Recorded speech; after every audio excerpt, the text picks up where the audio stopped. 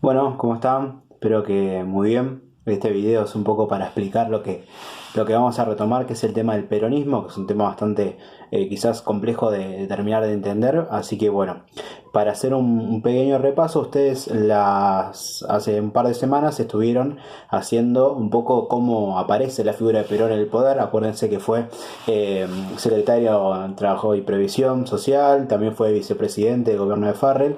Pero lo más importante es que Perón desde esos cargos intentó acercarse a la clase obrera, a los trabajadores que eran como la mayoría en esa época y eran los que estaban más quizás relegados en cuestiones de derecho, en cuestiones de reconocimiento. Entonces lo que hizo Perón fue ir ganándose la confianza de ellos a partir de hechos, ¿no? A partir de medidas. Y es así como ustedes lo han puesto en las actividades que llevó a cabo distintas leyes laborales, ¿no? Beneficios, derechos como por ejemplo el aguinaldo, vacaciones pagas. También fomentó mucho la gremiación, o sea, que los trabajadores tengan su sindicato, que se afilien. Entonces fue creando una estructura política en torno al apoyo para los trabajadores. Eso fue generando un gran peso de Perón en la política argentina a partir de esta fama que se fue ganando y que fue generando a partir de sus medidas, ¿no? Tal es así que en un momento, por distintas circunstancias, el país empieza a atravesar una crisis económica bastante importante, también política, y empiezan a acusar a Perón de que estaba generando más desestabilizaciones políticas que otra cosa. Entonces, por una cosa o por la otra, queda encarcelado en la isla Martín García. Y es ahí cuando se da el famoso 17 de octubre, que bien ustedes lo desarrollaron, que es cuando la clase obrera se vuelca a la calle pidiendo la liberación de Perón. ¿Sí? Ese 17 de octubre, que es el día de la lealtad peronista, por la presión social se termina liberando a Perón, que sale ese mismo día al balcón de la Casa Rosada a, bueno, agradecer y a pedirle a la gente que ya que podía dejar la plaza y que podía quedarse tranquila de que él iba a retomar la actividad política. Pero este hecho fue muy importante porque Perón, al ver tanto apoyo social y tanto apoyo popular, empezó a decir, bueno, es el momento de aspirar un poco más, ¿no? De ir en busca de algún cargo mayor. Y es ahí donde empieza a formar el Partido Laborista, que va a ser el partido con el cual él se va a presentar como candidato. ¿Por qué como candidato? Porque Farrell, cuando veía que la situación no daba para más, acuérdense que estamos viviendo una especie de golpe de Estado, convoca elecciones para febrero del 46. Por un lado estaba el Partido Laborista, que era el partido encabezado por Perón, que estaba integrado más que nada apoyado, mejor dicho, por sindicatos, por una parte del ejército, por la Iglesia Católica también. Y por otro lado estaba el partido contrario, que era el Partido de la Unión Demócrata, que era como un rejunte de otros partidos, era como una coalición política que se juntaron todos para enfrentar a Perón, que era una figura muy importante. Bueno, en esa ida de vuelta del debate político, cada uno con sus promesas y todo lo que estamos acostumbrados en un periodo de elecciones, del bando contrario, de la Unión Demócrata, empezaron a decir que Perón estaba alineado con Hitler.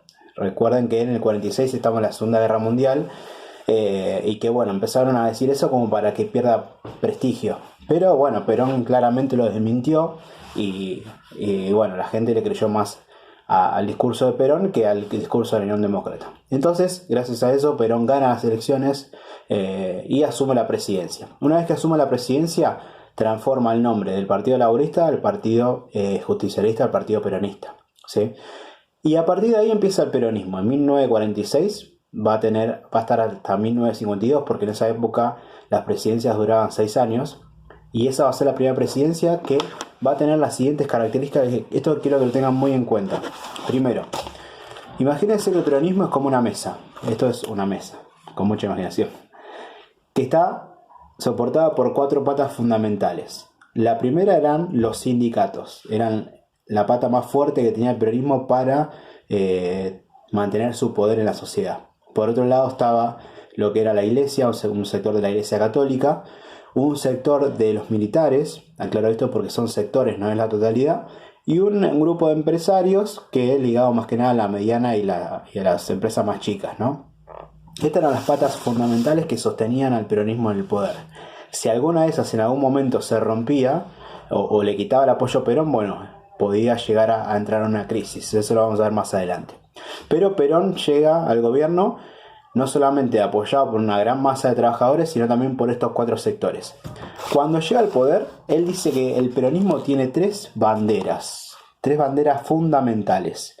La justicia social, o sea, una sociedad justa, donde todos tengan las mismas oportunidades, los mismos derechos, sí que haya un reparto equitativo de la cuestión económica, de los salarios, etcétera.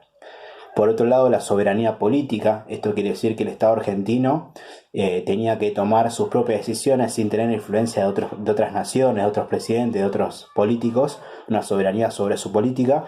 Y por último, una independencia económica. O sea, el Estado argentino tenía que alcanzar un nivel de producción que genere de que no tenga que comprarle a nadie ni tener que importar productos, sino que generar una independencia desde lo económico. Para eso había que fomentar mucha industria, había que comprar empresas que eran privadas, que es lo que vamos a ir viendo, ¿sí? Por eso el peronismo empieza, y ¿por qué tan rápido es aceptado? Porque impacta en lo más sensible de una sociedad, que es justamente en la población trabajadora obrera, ¿sí? La población que casi siempre está despojada de un montón de cosas, que siempre la está pasando mal. Perón se centra en eso y apunta a esos sectores. Entonces vamos a empezar a analizar qué medidas tomó Perón en toda esta época, en la primera presidencia, para ganarse rápidamente el apoyo popular.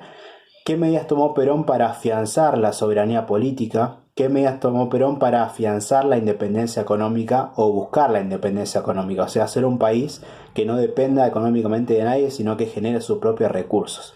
¿Sí? Entonces, lo que vamos a hacer en el día de hoy como actividad es que ustedes van a leer, yo les voy a pasar las imágenes, van a leer las distintas medidas que tomó el peronismo en la primera presidencia. La creación del IAPI, por ejemplo, van a ver los planes quinquenales, la obra social, hospitales, escuelas, van a ver la reforma de la Constitución. Y lo que van a hacer ustedes va a tener que relacionar las banderas con las medidas. Por ejemplo, si una bandera es la justicia social, ¿sí? Bueno, leo y veo qué medida tomó Perón que tenga que ver con la justicia social. Por ejemplo, el tema de la creación de hospitales, ¿no? Si el peronismo genera más hospitales para que la gente tenga más acceso a la salud, eso está justificado por la idea de una justicia social. Entonces ponemos, ¿no? Justicia social, 2 puntos. Primero, creación de más hospitales para Si después dice también que creó un montón de jardines, pónganle, ¿no? Para que todos puedan acceder a una escuela inicial. Entonces pongan educación inicial, pongan justicia social, fomentó más creaciones de jardines infantes, bla, bla.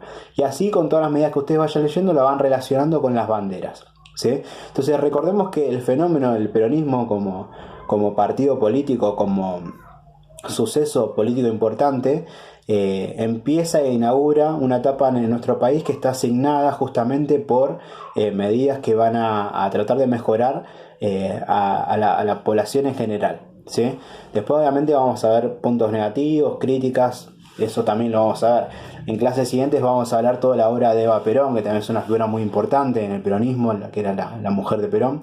Y vamos a ver, bueno, qué sectores no apoyaban al peronismo y qué sectores se oponían al peronismo, porque claramente también va a pasar. Pero bueno, para iniciar quería que veamos esto, cómo llegó Perón al poder y qué medidas empezó a tomar para afianzar esas 3 banderas que tenía este gobierno, ¿sí? Que si ustedes se ponen a empezar, muchos gobiernos que hoy en día que siempre se dice este gobierno es peronista, este gobierno no es peronista, porque tomas medidas que son parecidas a esto, ¿no? que son en pos de generar estas banderas. Así que bueno, esta es una primera aproximación, espero que se haya entendido. Les mando un gran saludo, estoy a su disposición. Nos vemos, hasta luego.